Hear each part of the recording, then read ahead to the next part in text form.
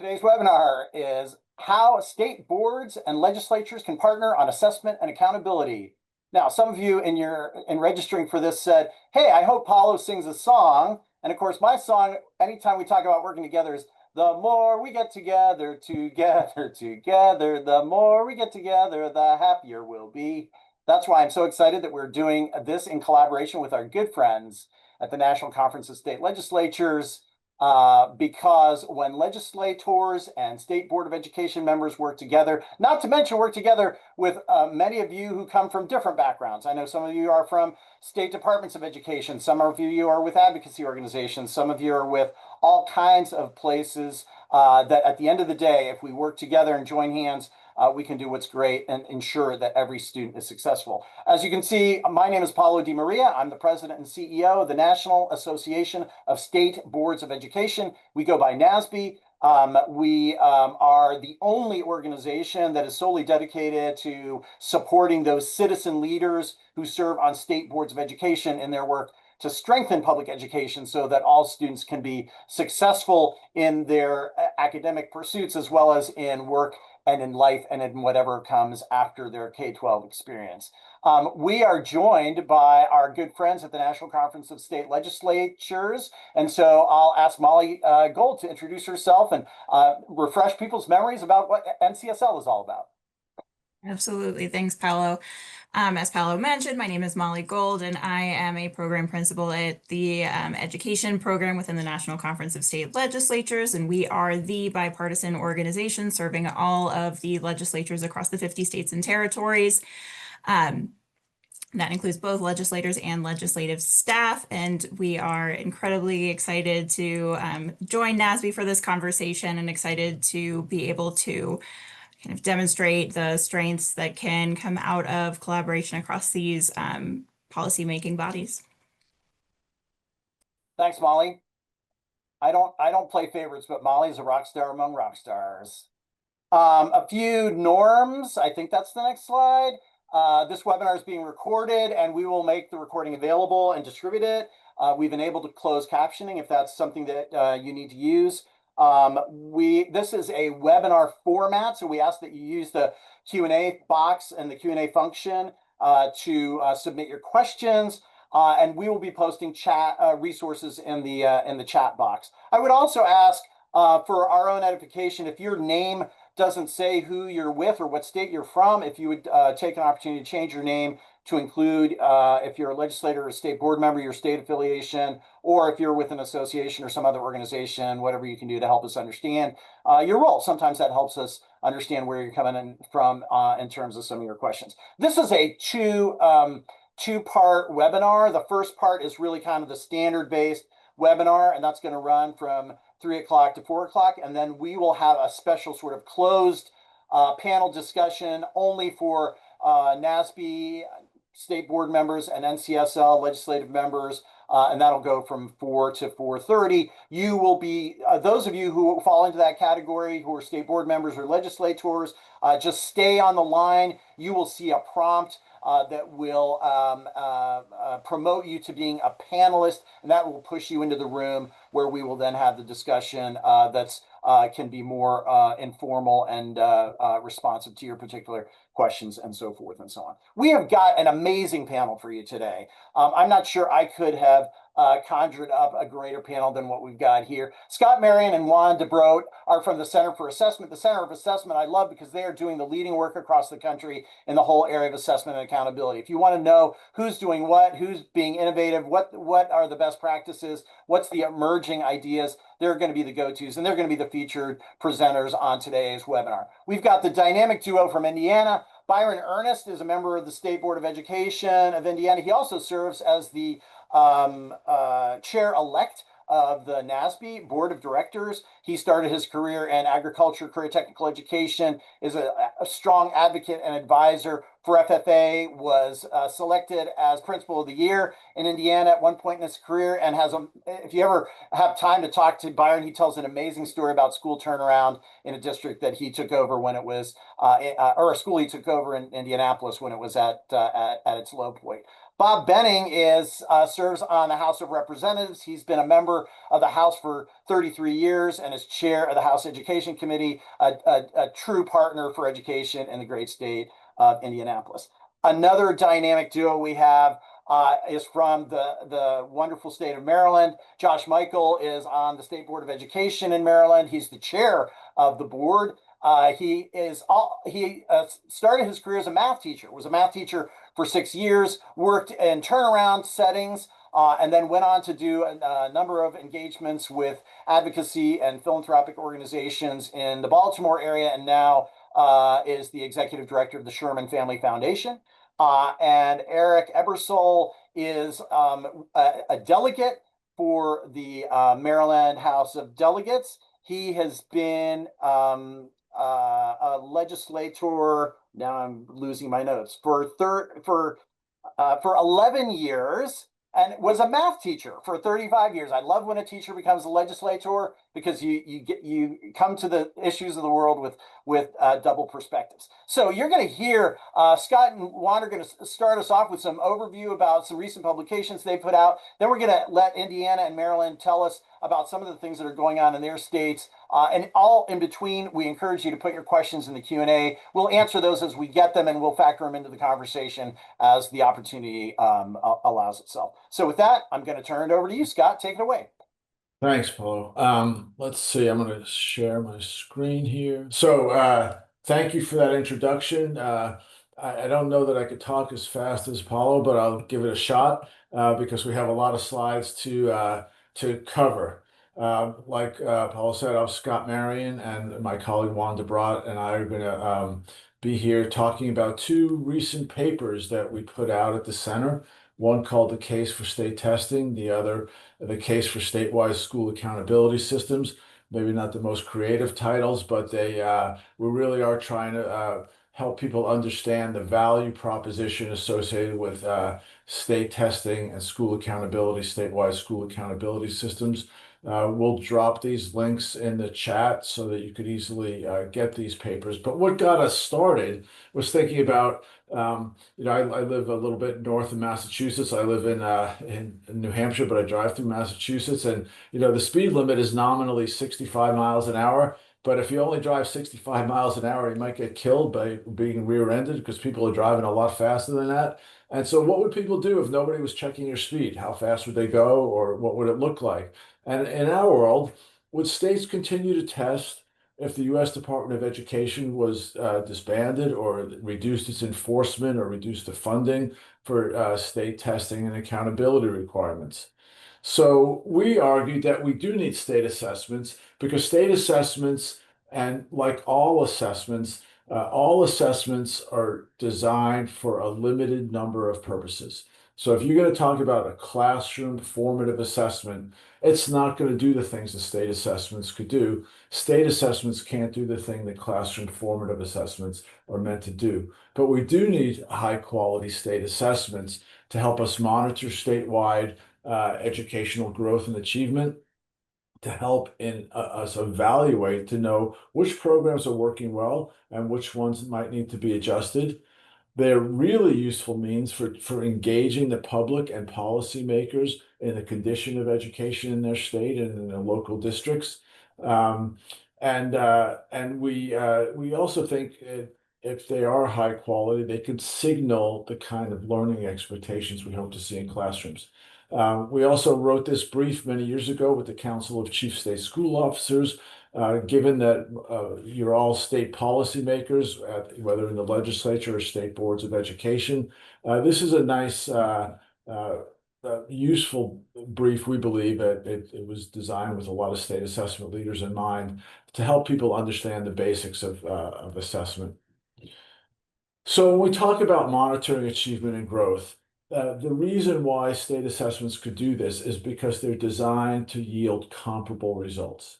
So the score that one student gets, if one student scores 240, for instance, and another student scores 240, those are meant to be the same thing. And you say, well, that seems like a an easy thing to say. Of course, they would mean the same thing. But in a lot of classroom assessments, a score of 75% on one assessment doesn't mean the same thing as a score of 75% on another assessment, except that you got 75% of the questions right. But it doesn't mean that you reached a similar level of achievement necessarily. So the comparability allows us to provide these insights. And I'll give you an example of why this was important. So people have heard about the Mississippi Miracle, right? So I don't want to overplay this. We have folks, our good friends from Maryland on, and Carrie Wright now in Maryland was the superintendent or the Secretary of Education in Mississippi. And what we saw is over time, through this intense focus on early reading and development of early reading, they actually started to improve their scores. Now, if they didn't have a state assessment, they would have engaged in this really big systemic initiative, and they wouldn't have been able to tell. Then I will tell you, I'll put in a plug because I serve on the National Assessment Governing Board as well, that even though they had these results from their state assessment and they trusted them a lot more once these gains were backed up by NAEP as well, by the National Assessment of Educational Progress. But this monitoring their performance from year to year, enabled them to actually see the effect of the reform as it was being implemented.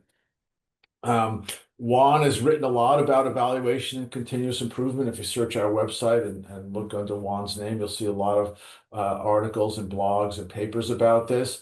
But when we think about what do we want kids to know and be able to do, and if we're implementing a curricular program, an instructional program, some type of intervention, we care whether or not these interventions lead to the outcomes we care about. Often these outcomes are improved scores on the state assessment because that measures what we think is important, the state content standards, the things kids are supposed to know and able or should be able to do. And using the state assessment results as an outcome variable in an evaluation study is a really useful tool, and it's something that other types of assessments can't fulfill easily. This is another thing. This is, when we started this state assessment world 30 plus years ago, really as test your age under IASA, the iteration of the Education, Elementary and Secondary Education Act before No Child Left Behind is when we first had statewide assessments. And what statewide assessments can do, it is always big news. I served on my local school board for 9 years. It was a big deal when state assessment results came out. The public cared about it, the teachers cared about it, the parents obviously cared about it. And so these state assessment results provide, again, they're not meant to be everything there is about student learning, but they are an important check, relatively unbiased check about student learning across the state.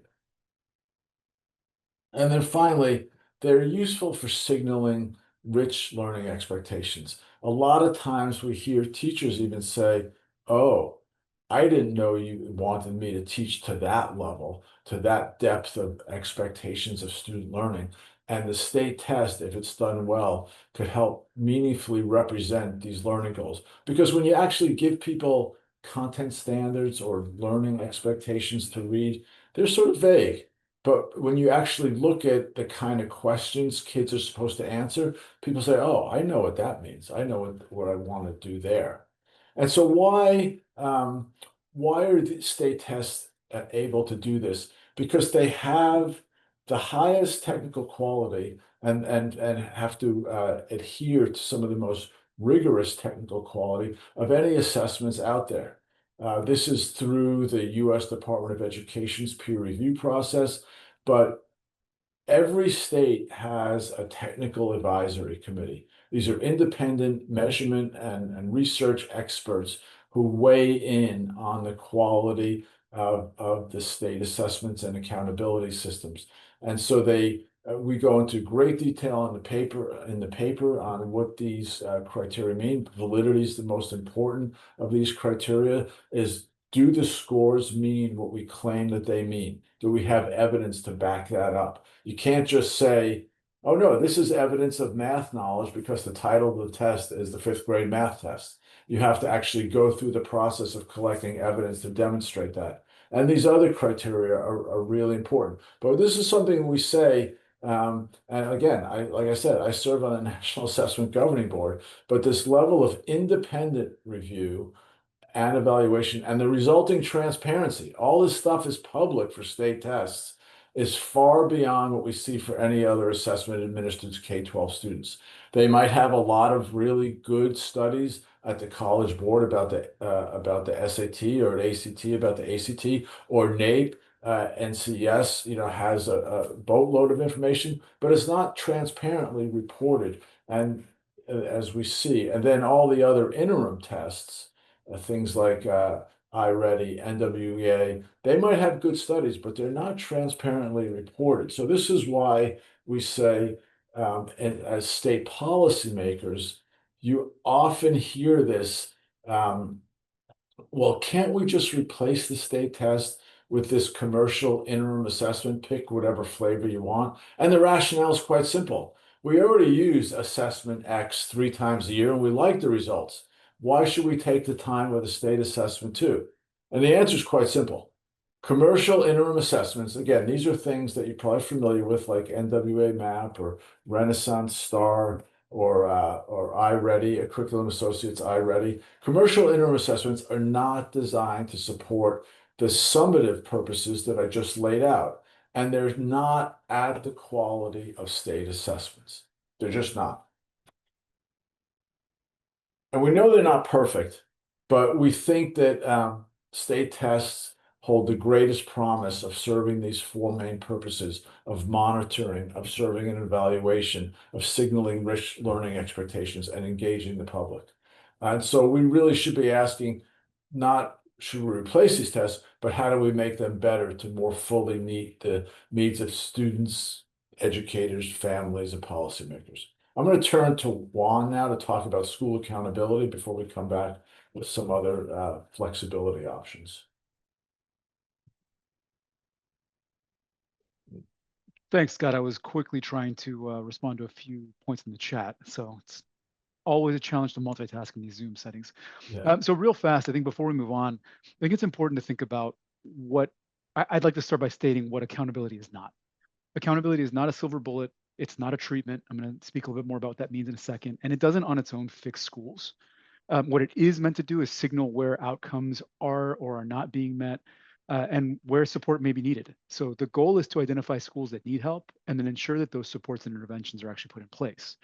But it's part of a larger improvement ecosystem that includes things like capacity building, community investment, and resource alignment. So on the next slide, I think it's really important to highlight that accountability systems function really as a civil rights tool. They exist because we believe every child deserves a high quality education. So when used well, accountability can be a means of being a civil rights mechanism. It tells us when students are not being served fairly. What is often a problem is that people view accountability systems as a punishment, and it really is more about responsibility. It's about recognizing that taxpayer dollars, children's futures are both kind of quite literally on a line. So education is often the largest line item in most state budgets. So we have to have systems to think about whether that investment is reaching all students. So this is where we can see that accountability systems have their four core reasons that we argue in the paper as to why accountability systems are important.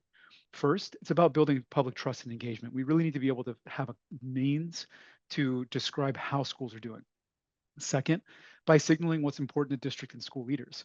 While the Every Student Succeeds Act has a lot of requirements in terms of what is used, how those requirements are kind of made real highlight whether schools or whether states really want to value absolute performance, or do they want to see acceleration in performance over time? Do they want to see individual students growing? What kind of signals of school support are important? It also helps us monitor group, school, and district performance, and finally to really support school improvement initiatives. So on the next slide, it alludes to this idea of how assessment and accountability are connected, but they're distinct. These two things are often really conflated, but they serve very different purposes. Assessments give us the data. Accountability allows us to give data that meaning, or give meaning to those data by applying expectations and consequences. But it's worth recognizing that current accountability systems are predominantly made up of large-scale assessments, both built off of performance and progress over time. But when we mistake one for the other, we risk oversimplifying either assessment or accountability. It's easy to turn assessments into tools of fear, and it's really easy to turn accountability into simply a scorecard.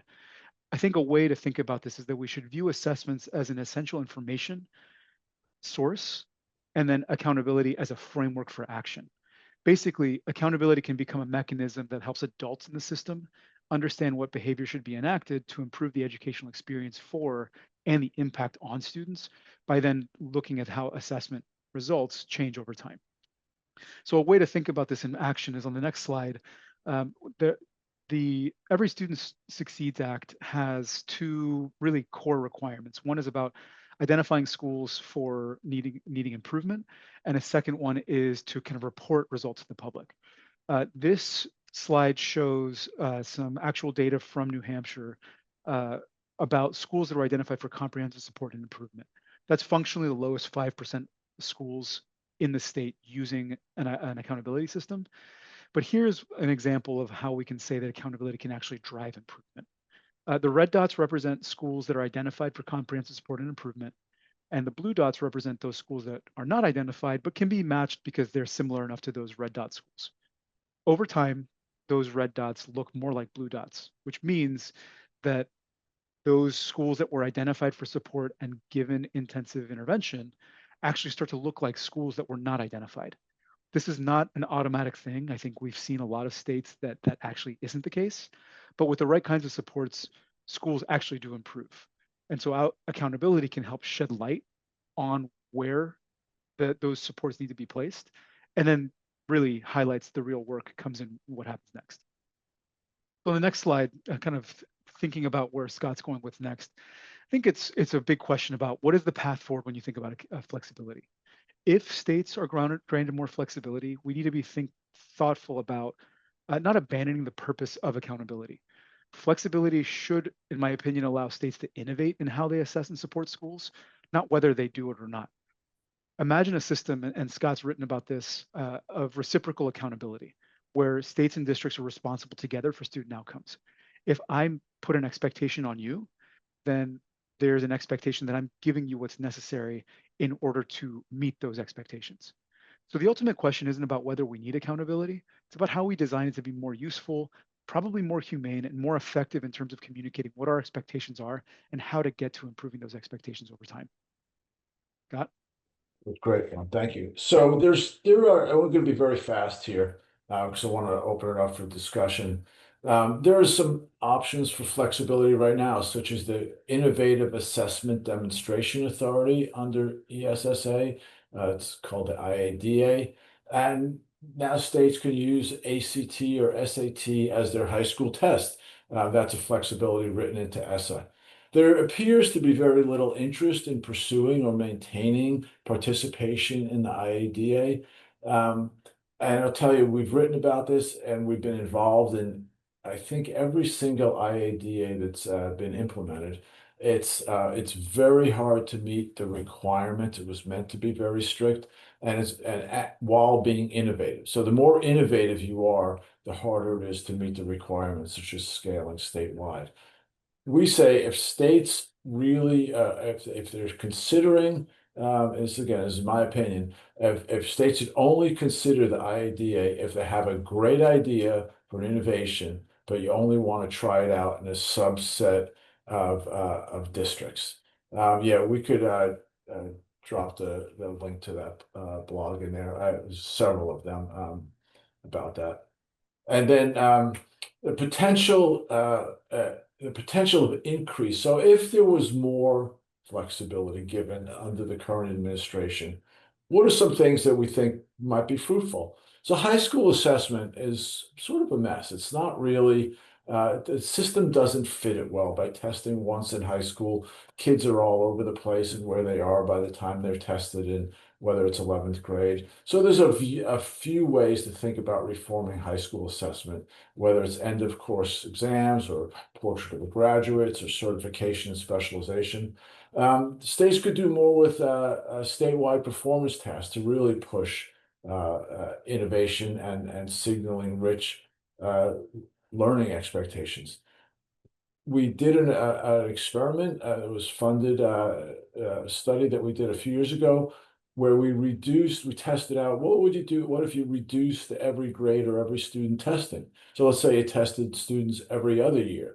Could you actually run an accountability system? You can. Not quite the same as if you test every year, but you could do certain things like that. And then if you even want to get more flexible, you could allow district flexibility within state review.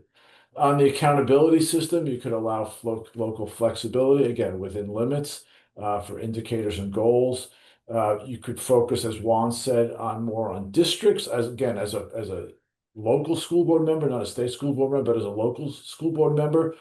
I felt like at the district level, we had responsibility for purchasing curriculum, providing structures for professional development, for hiring and firing superintendents and principals and things like that. We had a lot of responsibility that was out of the control of the schools that really affected schools. So why don't we hold districts accountable in a different way, moving towards this notion of reciprocal accountability? We could drop that.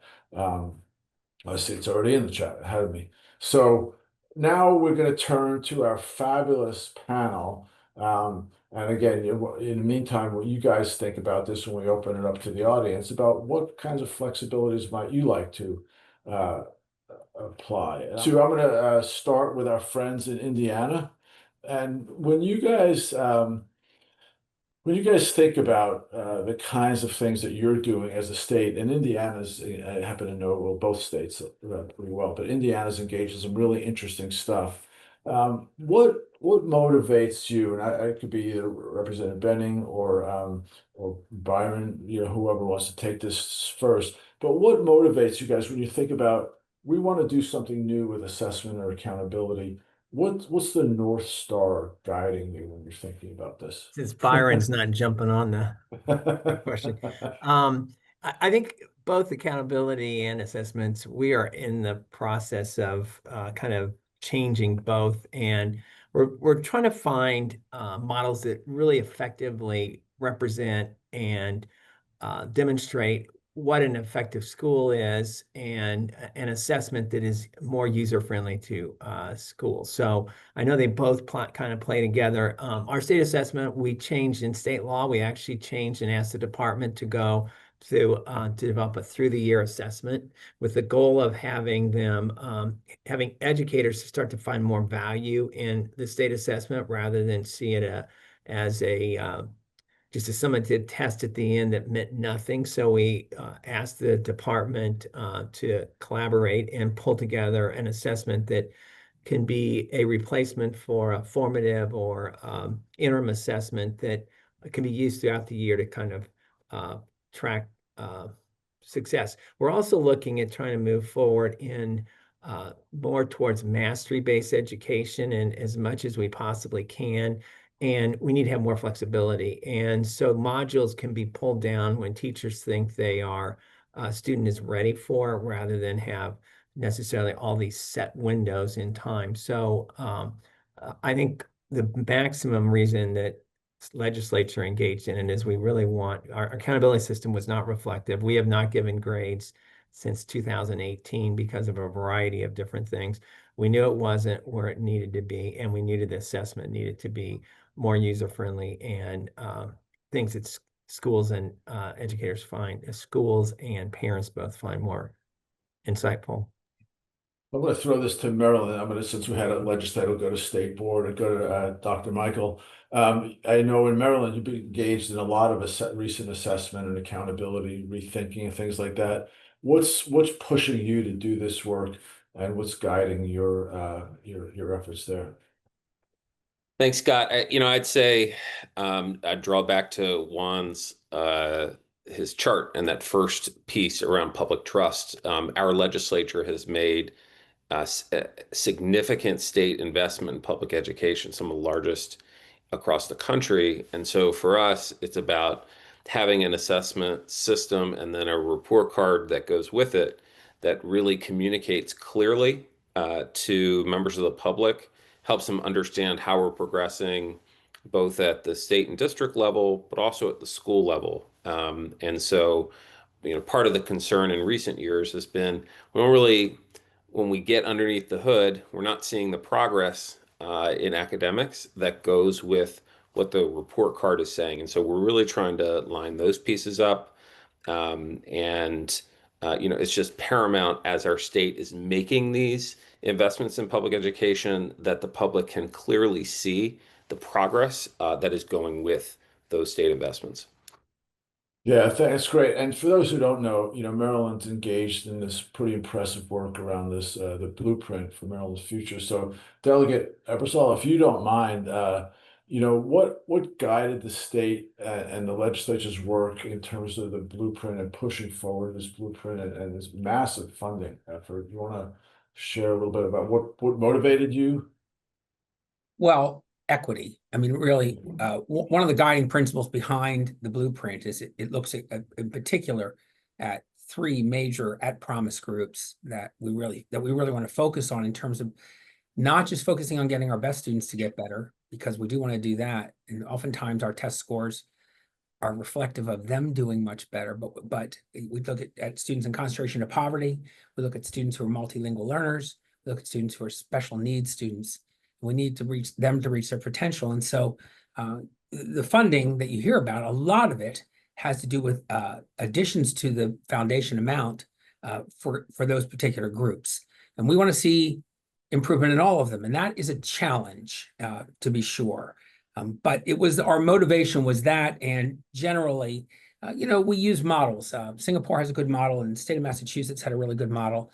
We feel like we took those, kind of blended them and made them kind of our version of it, which is, of course we do it. We think it's great, but really it was to try to create an equitable system. We have a very diverse population of students here in Maryland, and to that end, we need to be sure we're serving them all. So that was really the driving force behind it. And then with the size of the investment, and it's huge. I mean, we are talking about going from, Dr. Michael, you can correct me, around $6 billion a year in aid to local jurisdictions, up to around 8 and possibly 9, and it's supposed to grow. So we're increasing it significantly. We have to justify that. We'll talk more about it in the next question. We talk about something called an accountability and implementation board, which is designed not only to make people feel better that we are putting something like that in visually, like, look what we're doing, but also to really give them the ability to monitor progress and help out with the state board. Yeah, thank you very much. We will get to that, and maybe someone from NASB or NCLS could drop the link to the blueprint for Maryland's future in the chat for others. Folks should look at this. But I'm going to turn to Indiana, play a little newlywed game here. Byron, what's really been what's in Indiana? What kind of success have you had around your vision for assessment and accountability that would not have been possible without the Indiana House of Representatives? So how is this partnership between the board and the state office and the state legislature? How has that partnership help you drive the vision that you have for assessment and accountability? Well, I think it is everything to it. From a partnership standpoint, even when you go back, I think we have to go even back into 2017 and 18 when Indiana made the choice, and this was a House bill that did this, formed our graduation pathways panel to really go away from a graduation qualifying exam that every student had to take, and then those pathways have really guided us through this process to where we are now, through our new diploma and then into our accountability system, and that relationship has been so important. It's exciting to be on here with Representative Baining. I've now been on the Indiana State Board for 10 years, and he and I have become very good friends and colleagues. He may want to differ from that, but I believe we've become very good friends and colleagues.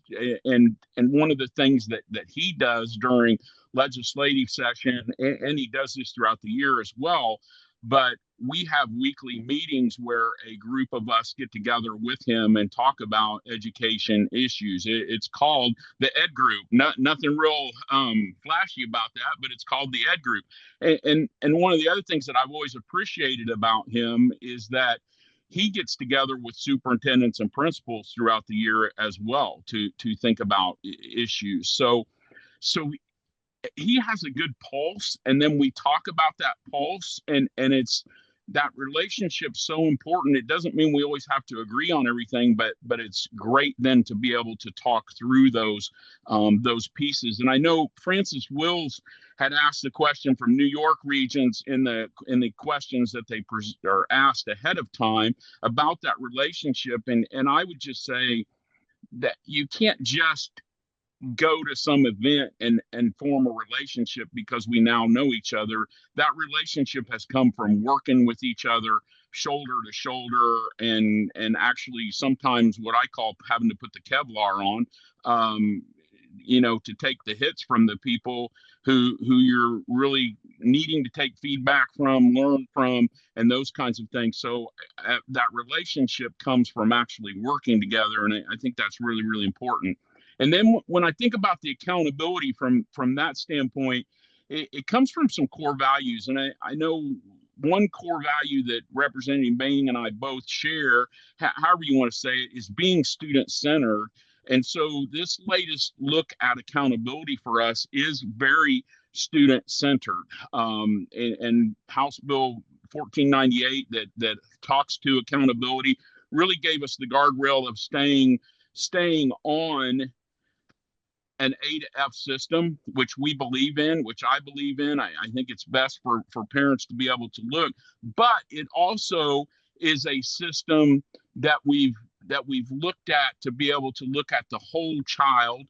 What is the child getting out of the school? Instead of being so focused on the school, we're focusing on the center or on the student. So like grade 3, for example, we're looking at literacy and math. And then when we look at grades 4 through 8, we're looking at foundational knowledge and skill development. Then when we look at grade 10, we're really looking at knowledge and skill development and career engagement. And then when we look at the rest of the grades, 11, 12, then we're thinking about that knowledge and skill development around credentials and experiences. And so when I circle back to where your question started, that relationship that we have with the House, with the Senate, with all of our legislators is so important to be able to work through what's best for our students and to be able to then codify that with the laws that give us the guardrails. It's great. Representative Benning, you want to add anything to that, or? I mean, clearly, Byron and I are very good friends, and we do bounce a lot of ideas back and forth. I will also say, I think something's unique about Indiana's state board compared to maybe a number of states, in that we restructured state board probably a decade ago. Does that sound about right, Byron? Where the General Assembly, the House has an appointment to state board, and the Senate has an appointment to state board. Oh, wow. So Byron happens to be the House appointee to state board, and Byron often jokes that my legislative assistant is some percent his legislative assistant as well. So we definitely work very closely together. And I think it's critical because a lot of times, well, first off, I think the General Assembly does not want to always get down in details. We'll get more detail specific when we are concerned that they're not going to do what we want to do. But in general, we have a very good relationship. So we send them basically broad messages and with some guardrails, like Byron mentioned 1498, but clearly we want them to do the work, and we don't want to codify things that may need to be changed in the future. It's easier to have state board change their rules than it is to change state law. And that's a great point. I'm curious to hear it from the Maryland perspective as well. Delegate Ebersol or Josh, this relationship between flexibility and strict requirements, statutory requirements, as someone who's often left to implementing these systems when things are too structured in statute and we want to make a change, it's hard to wait a whole year to the next legislative session. How do you guys wrestle with that within Maryland? So I'll let Josh talk about how he thinks we do with this. But I was weaned in my first few years, and I was on Ways and Means and elbowing my way into the education subcommittee at the time, with the idea that we need to be careful not to, we need to create structures, but not to get our fingers too deep into the sauce. This is not exactly your question, but No, legislators love to bring things to us that require certain courses to be taught for graduation from high school. Mm-hmm. And we just resist that. Right. Really, there's nothing in our statute that lays out the requirements for well, there's one, but it shouldn't be there. Never mind. But generally, we allow that to go into regulations, and that falls to state board and the organizations. And so that's true here too. Now, to be fair, the blueprint is prescriptive, to be sure, but it creates structures around which we like to think, and we did it with some communication, hopefully, with both the state board and then the AIB. What should we put in place to make it possible for them to do and make the advances that we really want to be able to be made? Yeah, I couldn't agree more. We're really fortunate in Maryland. We have a legislature that jointly makes deep investments in public education, and delegates the technical work to the state board and the State Department of Education. For the most part, our accountability system is not prescribed in legislation. There's one provision that we're working on and looking at with members of the legislature, but broadly, that is all delegated. I think one of the things we're looking at right now, it's very clear, you heard it earlier, Delegate Ebersol covered, is that the intent of the blueprint is to really lift up all students, particularly at promise students. And what we've seen in the data is that, particularly in the past 10 years or so, that like other parts of the country, we've seen gaps yawn. They've gotten even larger for our students who live in poverty, for our special ed students, and particularly our multilingual students in Maryland. And so part of what we're looking at now is how do we double down on growth measures and approaches that really lift up and begin to close those gaps. And so we're in that conversation now about how do we bring along our accountability system to match that framework that our legislature has put forward in the blueprint, that vision. So we're really fortunate to be in a kind of state that where we're having those conversations, and those conversations, even though that's delegated for the most part, these are active conversations that we have back and forth with the legislature. We try to be careful to keep people away from the zero balance concept here. Okay. We're adding money in for that reason, but also all research shows, and you all know this, I'm going to preach into the choir here, that having all students do well helps all students. Okay. And if you have students who are impoverished or have other disabilities, having them do better and be in with students and working with them helps both groups immeasurably. That's great. So one of the things, again, we're at the Center for Assessment, we're in a lot of states, and we don't always see these kind of reciprocal relationships among boards and legislatures like we're seeing among the two states represented here. So if we have 50 something people on the more than that, 55 on the webinar, what advice would you give to your colleagues around the country in how to develop these working relationships, these powerful working relationships between state boards and state legislators, education committee? And since we just heard from Maryland, I'll open this up to friends from Indiana. I don't know, Bob or Byron, you want to start with this, but this is a really significant thing that you guys have going on here. Well, as a legislator, number one, I think having a strong relationship with state board is very helpful, because I mean, the flip side to legislators sometimes too, we don't always want to take some of those have 150 members making those tough votes. And sometimes it's easier to defer that to a smaller body that's probably not that's appointed. So, there's a lot more insulation there. So I think inclusive just being to trying to find a way to be more inclusive and work together.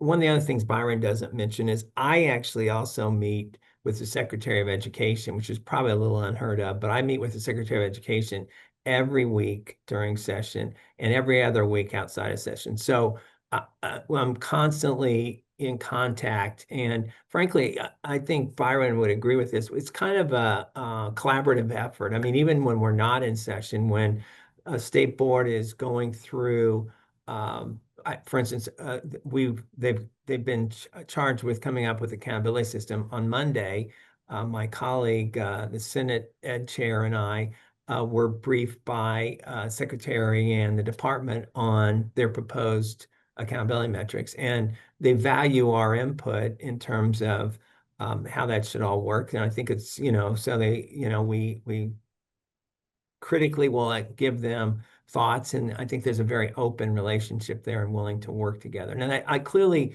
one of the things that Indiana is fortunate is that politically we're all aligned. So it's not like it's a partisan issue where we're having to separate, one is in one corner, one is the other corner. I think we're all pretty much just unified together and pretty much in thought. Would you agree with that, Byron? Yeah, and I would just add, plus one him on this, that to those that maybe ask about that, it's work. And I don't mean that work in that it's awful and grudging, but so Representative Baining mentioned that right now with us going through the accountability piece, there will come a time as we begin to see drafts of that become available. He knows that I will be contacting his and my LA, as since he pointed that out, my 25%, that I will want to have a meeting with him and whoever else to go through, because I will want to hear his opinion on that. And we will go through, because again, as he stated, I'm appointed by the House, and so I want to know that the House folks are happy with the work that we're doing. So I think it's just important to note that those things, and people know this, but relationships don't just happen. Relationships take work and effort, and that's, again, that sounds bad because the work and effort that we have is fun work and effort, but you can't just leave that to chance that somebody might call me or somebody might not call me. It's that we need to be calling each other. I know he and I sometimes will go a little while without talking, and then all of a sudden we'll talk, and it's like a 3-hour conversation, and we're like, man, we've got to do this more often. But it doesn't just happen, and I think that's really important for folks to know that are thinking about this. And how do you do this? Yeah, I appreciate you saying that. That is important. It doesn't just happen. I don't know, Eric or Josh, you want to weigh in on how you're building this and strengthening this relationship? I'll jump in. I'll say, it was painfully obvious to me and my colleagues as we joined the board in recent years that there was a lot of work to do to improve the relationship between our board and the state superintendent and legislature. And so, it just has been a part of our work that this is what we needed to do. But I think to Byron's point and to Bob's point, I mean, the relationships don't just happen. Delegate Ebersol and I will be on the phone, with some periodic basis. It could be a math joke we've got, or it could be, something else, that we need to touch base on. I think that, having the rapport really matters. So when the tough things come up, that you've got that rapport to work on. I think the other thing that we've really tried to lean in on is just this notion of no surprises. So we have had several big changes in the past couple of years, whether they be policy or personnel. And so we just have a routine. We hop on the line. We want members of the legislature to hear from us first. And I think probably those phone calls have just mattered a lot, that when kind of the sensitive issues come up, that they hear from us first. And so when the policy matters come up, we've already kind of ironed out some of the touchy things. And so we can get to business and have, really productive conversations. Thanks, Josh. I think, Josh, you hit a good point. I reflect on. I know that a couple years ago, one of our pathways that Byron, who actually chaired that group that we put into place, had ASVAB as a pathway. And what we found is the data was showing there's a number of schools, not all, but a number of schools were using it as a default pathway. And so Byron and I together spent a lot of time with the military, et cetera, and during session, trying to figure out what I need to put in law to push to make sure state board took the right action to get that thing fixed, because we originally had set the score, the passing rate, the acceptance rate of the United States Army, which at the time was, I think, 31. And because of them not hitting their recruitment numbers, they dropped it down to 10.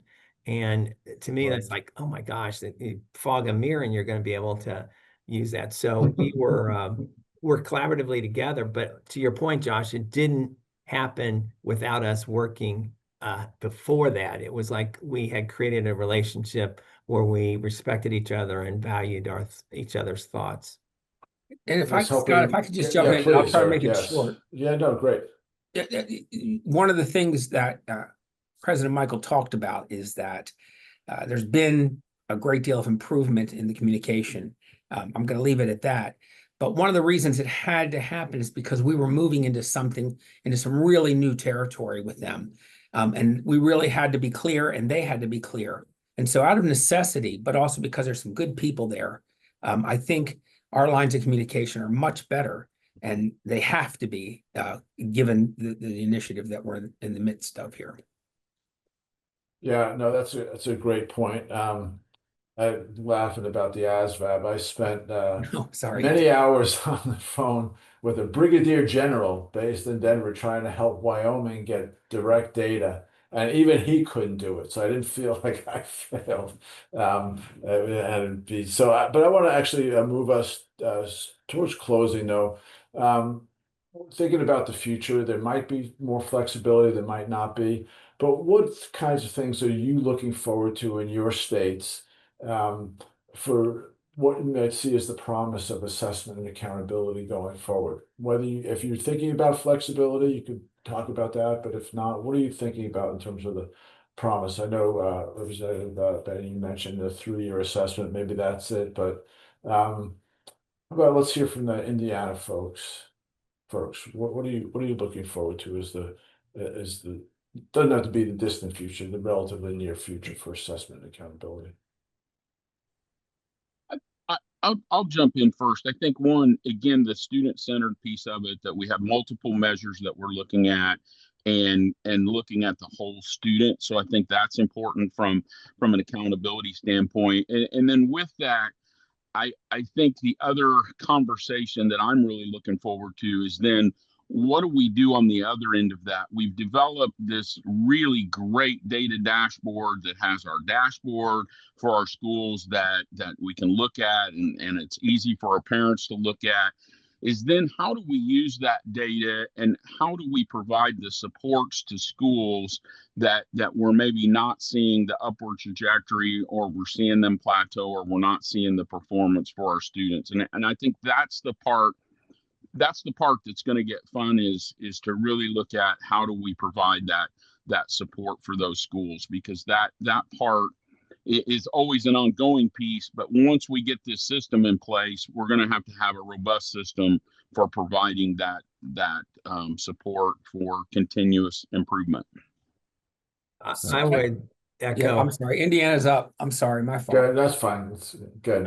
The only thing I would say is that in terms of assessments, if I was looking and dreaming into what we would do, I would probably want, and have even had discussions with people about this, about moving away from annual assessments and move to maybe grouping it into elementary, middle, and secondary, and then do sampling in between as opposed to statewide assessments. I think the other thing I think that's clearly going to have a huge impact moving forward is AI has the ability to really change the way we assess. In fact, we've had some discussions when we're talking about moving to mastery based, which we've created some flexibility for schools to do that, to even using like a Socratic type of inquiry system to do using AI as a support to do assessments. And then when it comes to accountability, I totally agree with Byron. It needs multiple measures. I still want to make sure that the heaviest weighting is on academics, and we actually put in state law that they had to do that to make sure that there was no push away from that. But I also think that it needs to be simplistic and something parents can understand, because if it's too difficult put together, too many different places people have to go there, they're going to tune it out. It's not going to be of value to anybody. Great. So get Eric. You're jumping in. Yeah, sorry. No. I'm gonna go a slight different. You said in the immediate, but one of the things is we do test year over year, or as a Representative Benning says, great. Let's spread it out. As a teacher, I was always struck by the irony of the amount of instructional time we were using to test people and not instructing them. Okay, there's this, where do we strike the balance there? But you also have to wait. And Maryland has a robust longitudinal data system, and in the long run, I would like to see, now we have to wait, but I would like to see results there. I would like to see more success for students who are graduating our K-12 system, either in jobs, military, or at institutions, two and 4 year institutions. So we need to keep our eyes on the horizon as well as the waves right in front of us. Josh? Yeah, no, I think Delegate Ebersol is right on. Blueprint is really designed Algebra 1 score or third grade literacy. It's about us really investing in young people so that they can lead productive lives. And so I'd say the future for us, I'd say on the assessment side, it's we want to have assessments that are more meaningful, right? But I wanted to be mindful of what the limits are on a state assessment. But it's really about us building that system, and you'll see this work in our literacy policy and our math policy about building screeners and other school and district level assessments that are going to back into our state assessment, so we don't have a bunch of surprises when we get to third grade literacy. And so we are that the minutia of the work we're doing at the department around screeners again, and we're really building that system so that the blueprint visions this college and career ready standard at the end of 10th grade, which we have designed as a multiple measure approach where students are demonstrating baseline capacities and skills and literacy and math, and then they're moving on to college and career pathways. But our goal is really to back into that, but to have a system where, nearly all of our students are ready by the end of 10th grade. And when students fall off, we have supports built into place so that they're ready to leave. I'd say the last thing we're doing, Scott was fortunate enough or thoughtful enough to show us Indiana's work with Indiana GPS. And we've been watching what Indiana's doing in terms of displaying data and a few other states. Yeah. We've got a long way to go in terms of helping the public get a better understanding of how we're doing. And so that is work that we're engaging, not just in the assessments, but also translating that to a way that's really much more accessible for the public to understand how we're doing. Thanks, Josh. Paul? Great. Thanks, everybody. We are at time. This has been a really robust conversation. Let me ask you, Scott, one more question. Are there any other states that people should keep an eye on that are doing really innovative work in the assessment and accountability space, in your opinion? Hawaii is really trying to push the envelope in terms of including local performance assessments. Montana's got a very ambitious 3-year assessment program that they're really trying to make work. Utah is always doing some interesting things on both, sometimes not in the state assessment, but supporting things like Portrait of a Graduate and things like that. And we have others. Good stuff. Yeah. Great, great. If those on the call, anybody have other requests for other webinars that we might do in the future, never hesitate to pass those forward. We have included several email addresses in the chat for those of you who want to contact either Scott and Juan at the Center for Assessment, or those of us at NASB, or Molly and her team at NCSL. Thank you so much for taking the time out of your day. I hope you enjoyed this amazing conversation, very rich, very thought-provoking. Continue to do good work in your respective states and in your respective roles in the interest of student success. Those of you who are hanging around for the extra half hour, please stay on and you will see a prompt come up that assigns you as a panelist, and just click on the accept or whatever affirmative response there is and you'll be promoted. And then, just to remind people, we have another webinar coming up next week on June 24th, State Strategies for Successful Student Transition to High School, which builds off our recent publication of the State Education Standard. That's going to be, I was on a prep call for that today. It's going to be a really exciting group talking about what it means and how we can, everybody understands the 9th grade year or the first year of high school is very challenging. And there are things that we can do to make that better. And we just put out a policy update on gauging the impact of funds for students experiencing homelessness, which is a good read and a very important topic. For those of you who are also interested, our annual conference session call for proposals. Our annual conference will be in October in Austin, Texas. The call for proposals is out there through the end of June. If you can get it on our website under the conferences tab, or you can contact us and we'll send you the right information. Have a great day. Enjoy the rest of your day. Celebrate Juneteenth tomorrow with gusto, and otherwise keep up the great work you do every day in the interest of students.